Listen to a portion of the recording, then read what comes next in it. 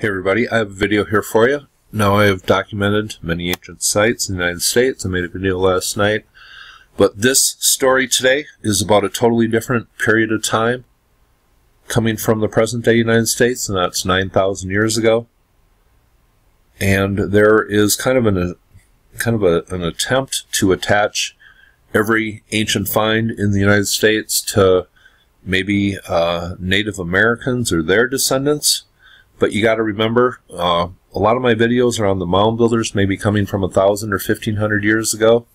And I think questions should be raised on how old some of those mounds actually are. But remember, the mound builders, and we have a tough enough time wrapping our head around that civilization and, you know, the pyramids they built along the riverways in the ancient United States. But those people, the mound builders, look back to this period 9,000 years ago, you know, as maybe 7,500 years before them.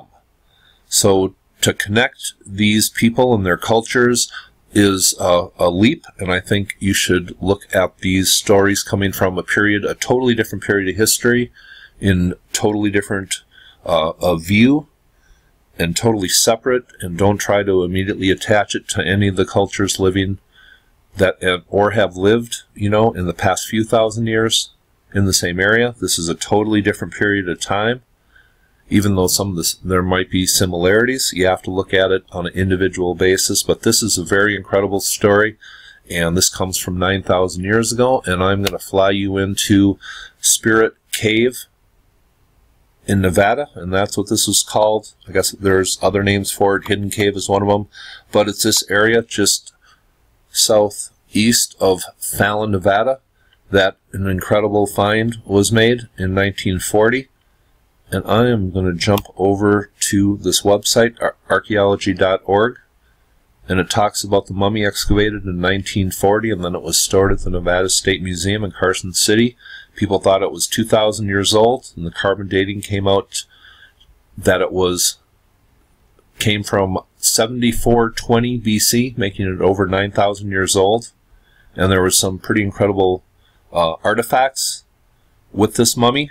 And the mummy was kind of strange in appearance. Now, I have made another video about a find in this area coming from pretty much the same time period. And this is the Winnemucca Lake Petroglyphs, some of the oldest petroglyphs ever found, and the Lovelock cave mummies. And Ancient Aliens has talked about this, and they attach this to giants. And there was some large remains found, but I go into whether they were giants or not in this video, and you can check it out if you want. But I guess this mummy found just southeast of Fallon, Nevada in 1940 was only 5 feet 2. And I am not going to read. I'm going to leave this link below, and I'm going to play a news story on this find. And this is a story that just developed all sorts of problems, religious issues with native tribes and political issues and all sorts of stuff, and the story has kind of gone away, but not on my channel. I report lost history, maybe things you have not heard about, so I'm going to play that news clip for you, and I hope you all have a nice day. Outside of Fallon, Nevada, the curious have come to learn more about an ancient society of people who once called this cave home. They discovered that the cave was underwater when it was formed 20,000 years ago until 7,000 years ago. Not far from this cave, a mummy has been discovered. A mummy that may reveal the secrets of an even older society, one that dates back to the dawn of civilization. This is extremely significant. This is unprecedented. We haven't had a find of this importance in my lifetime. One thing that makes the mummy, known as the Spirit Caveman, so important are these fine hand-woven fabrics discovered at the burial site. These textiles represent an extremely sophisticated ability to weave fabric by hand in a time where we didn't realize that people were doing that before. The mummy was discovered tightly bound up in this matting. Out of respect for the dead, this photograph and this drawing are the only two pictures scientists will allow to be publicly displayed. Recent tests reveal that the mummy is 9,000 years old. That's 3 times older than any other mummy yet discovered in North America. That news has stunned archaeologists, because a mummy can tell scientists how people back then lived, what diseases they had, even what food they ate. Scientists can get that information by studying the mummy's DNA. That requires cutting a small piece of tissue from the body.